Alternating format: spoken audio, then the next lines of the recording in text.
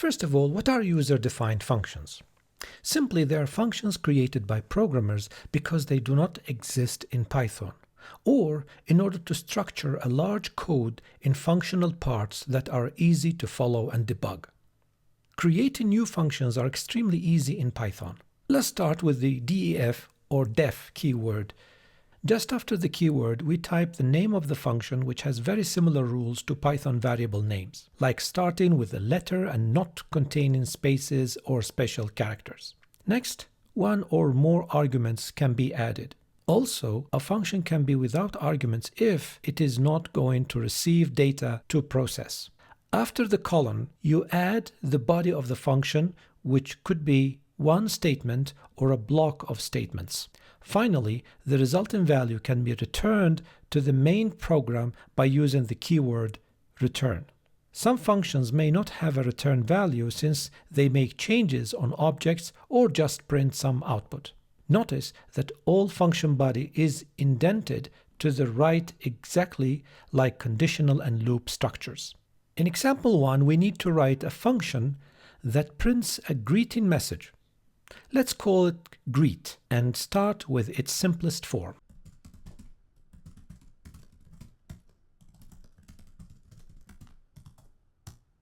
As you see, this is very basic form, without arguments and without return value.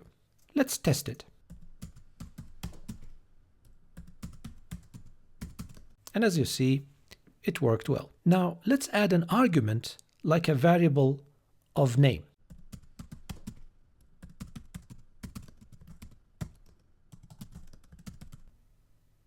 Now we can test it exactly by writing the name and give an argument. Let's say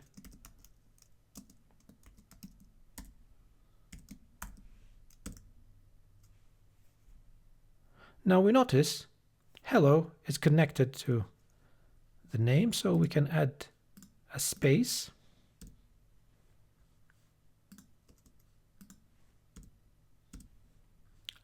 Let's try again. It's okay. Hello, Mr. Bean. Now, what happens if passed an integer instead of a string as an argument? Let's try. And this is an integer number, it's not a string. And as you see, it will give a type error because it can only concatenate string, not integer to string, because the plus sign cannot add an integer number to string. This shows that it is very important to know exactly the types of arguments before using any function, either Python or user-defined. Now let's add a return statement.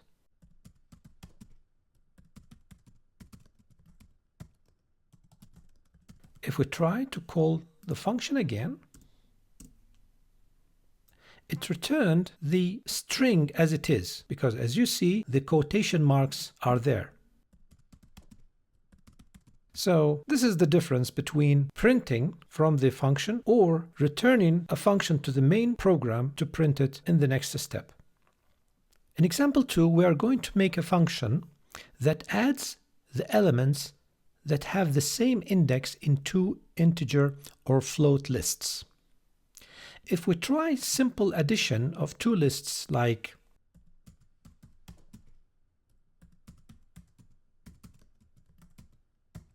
the plus sign will combine the two lists in one, but it will not add the values to each other. It will not add 1 to 4, 2 to 5, and 3 to 6, while our example requires us to create a function that adds a corresponding element of two numeric lists. Now let's write this function, add list, and it will take two arguments, a and b.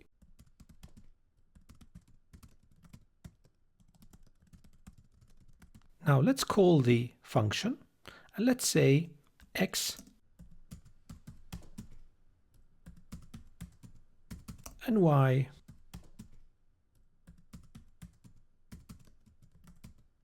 and we call the function. Let's run the code and see the result. So as you see here, add list didn't print the value because it returns the value but doesn't print it. So we add print and we copy paste, or we can use a variable, additional variable, no problem. And here it is. The example 3 asks us to create a function prints or returns any given word in backward. Strings can be sliced like list elements. We can create an empty list, call it BW, backward, which receives the letters of the given word in a reversed order. So it could be like this.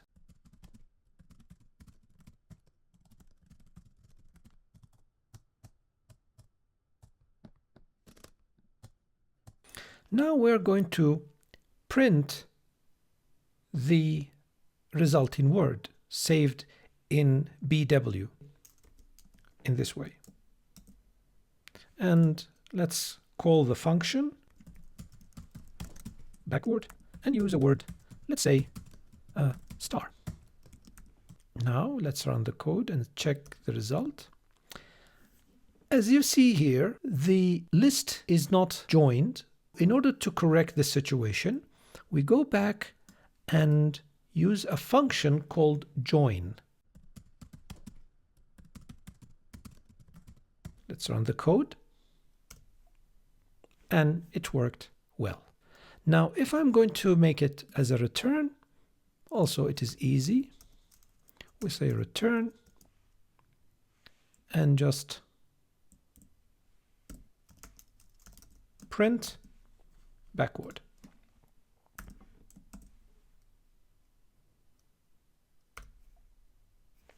And it worked. We can try other words. Flow,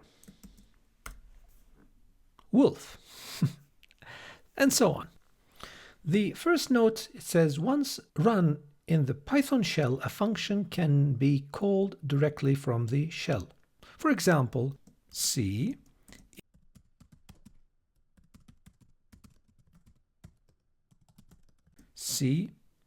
So any function run on the script also becomes defined in the shell, and we can call it from the idle shell step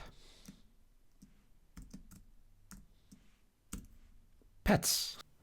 Another interesting thing is this: a function when called can act as an object of the type of the return variable or return value. For example, in the backward we return a string. We can use, for example, upper function. So I can add a method related to the type of the return value. The return value here is a string, so I can use the function upper, which works with string objects. Also, I can use another one,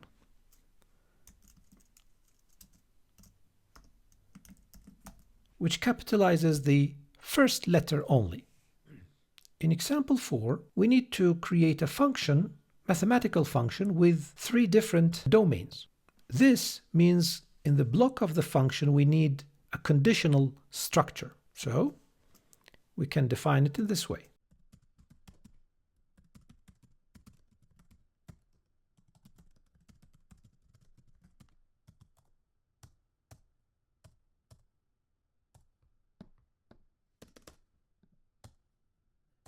Let's test it.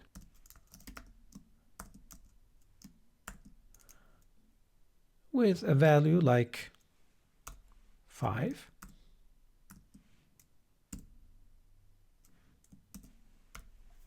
Again, we can test it now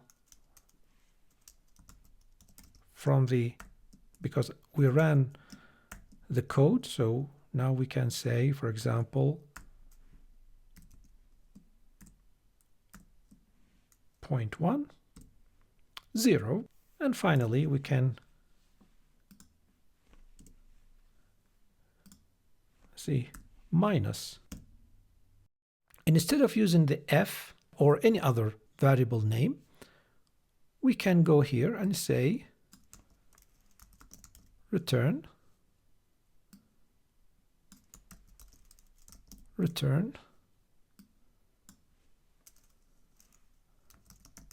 return and cancel the last return.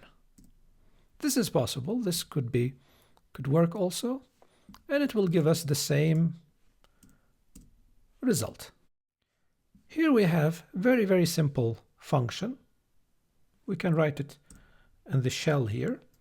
So we can define the function f x, and even we can write it in one line. We don't have to go down because it's very simple. So we can say return 1 over x. Let's say print f5.2. Of course, in this case, you should be careful not to enter a 0 argument, otherwise division by 0 error message will appear. If we try here and we say 0, as we'll see in the next lesson, there are even one simpler form in Python to define the mathematical inline or one-line functions.